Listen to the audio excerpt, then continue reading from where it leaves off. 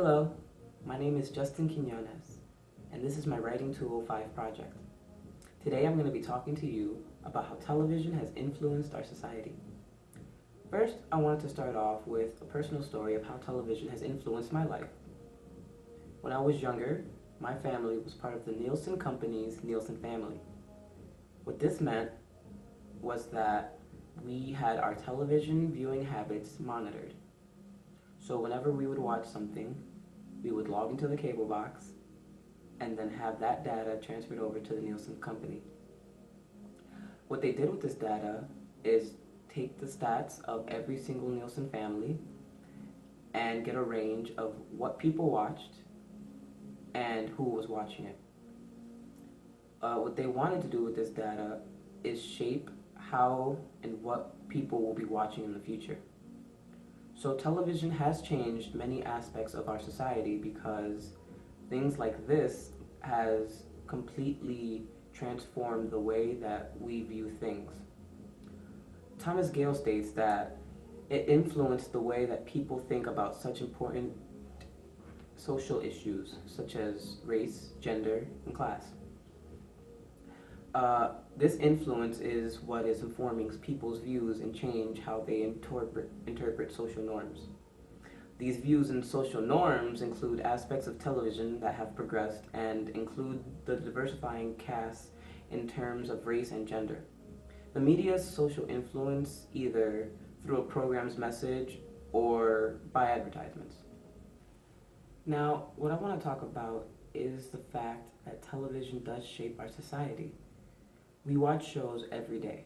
It could be something as common as an episode of Law and Order, or it could be something like a family sitcom such as The Fresh Prince of Bel-Air, or Family Matters, or Full House. What we get from these shows are morals and values. These morals and values are what are shaping society today. So the constant presence in the news of different topics can basically diversify network shows, and it'll change the dynamics of television prime time dramatically. And this kind of revolutionary change draws in certain groups of people into certain networks. This change in audience focus leads to networks to tackle more frequently debated issues in their programs, as Thomas Gales explains. The exposure of minorities is led to the discussion of the elephants in the room, which is the living room. I shared this project with a friend that is helping me film, and she told me that she liked my topic and that I had a very strong argument. I then asked how my project could be better, and she said, "Yo, don't worry, you got this. Just keep on doing a good job." So I can't disagree with that. Personally, I find that television is something that we have every day in our lives. You don't have to, but it's something that keeps people entertained, keeps them calm, keeps them home, and is not necessarily bad for society, but too much of anything can be too bad. A study by the University of Michigan Health System briefed, many shows are filled with stereotypes.